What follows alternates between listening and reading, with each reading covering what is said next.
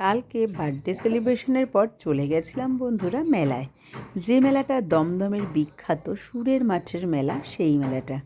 এই দমদমের বিখ্যাত সুরের মাঠের যে মেলাটা, এটা কিন্তু এখন গত 2 বছর ধরে আর সুরের মাঠে হচ্ছে না। এটা এখন অর্জুনপুরের বড় মাঠটা, যেটা অর্জুনপুরের খেলার মাঠ বলে বিখ্যাত, সেখানেই হচ্ছে।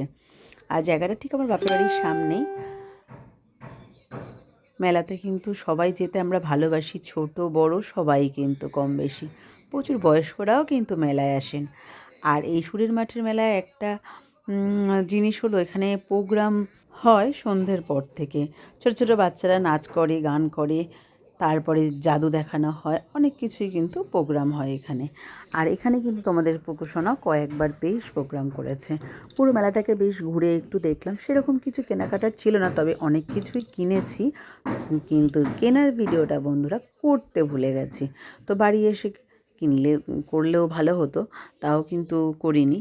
যাই হোক, প্রকাশনাও কিন্তু অনেক কিছু কিনেছে মেলা দিয়ে। আর দেখো কত খুব সুন্দর সুন্দর সব সাজার জিনিস, কত সুন্দর সুন্দর স্টোল, জামা। আজকাল মেলাতে গেলে এসবও কিন্তু অনেক দেখা যায়, প্রচুর মানে উলেনের জিনিস। আর সবথেকে ভালো লেগেছে আমার কিন্তু মাটির জিনিস, খুব সুন্দর সুন্দর মাটির জিনিস, মাটির হাঁড়ি, মাটির কলসি, সব মাটির ভ্যারাইটিস জিনিস কিন্তু বিক্রি হচ্ছিল। আর এখানে এই আচারের দোকানটা তো তুলনাই হয় না, অনেক বড় ছিল, আর প্রত্যেকটা আচারই কিন্তু বেশ টেস্টি ছিল। আমরা কিন্তু 2-1টা আচারও কিনেছিলাম আর খেয়েছি। এখানে দেখো কি সুন্দর সুন্দর সব ক্লিপ বিক্রি হচ্ছে মাত্র 20 টাকায়। এত সুন্দর সুন্দর ক্লিপগুলো মাত্র 20 টাকায় দিচ্ছে, কিন্তু হাত দিয়ে ধরে দেখলাম বেশ কিন্তু শক্তপোক্তই আছে। 10 টাকাতেও যে এই মেলায় এত সুন্দর সুন্দর জিনিস পাওয়া যায় আমার ধারণা ছিল না। এখানে কিন্তু 10 টাকা ভ্যারাইটিস জিনিস, কিন্তু বন্ধুরা এখান থেকে প্রকাশনা কিন্তু কয়েকটা জিনিস কিনে নিল।